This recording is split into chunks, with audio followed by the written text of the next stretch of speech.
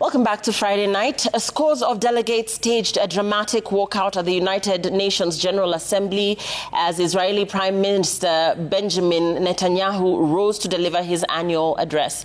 The protests left large sections of the hall empty, but a defiant Netanyahu pressed on, vowing to quote-unquote finish the job of eliminating Hamas in Gaza, despite mounting international criticism over Israel's military campaign.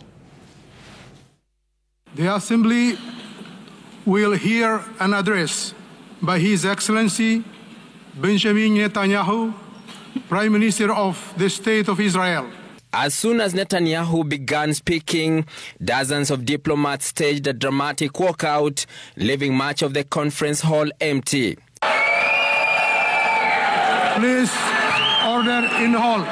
The Israeli leader was met with a mix of jeers and applause as he addressed a half-empty room.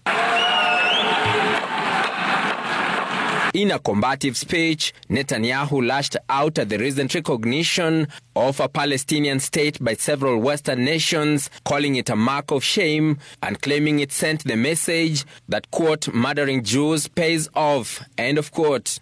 Well, I have a message for these leaders.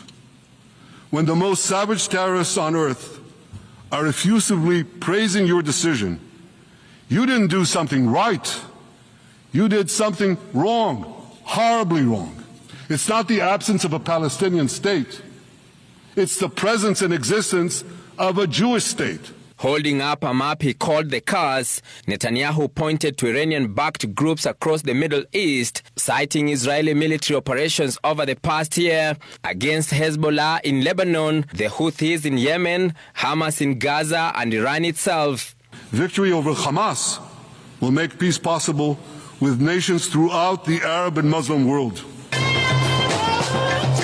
Outside the UN, hundreds of protesters filled New York City's Times Square, chanting and carrying signs condemning Israel's military offensive in Gaza.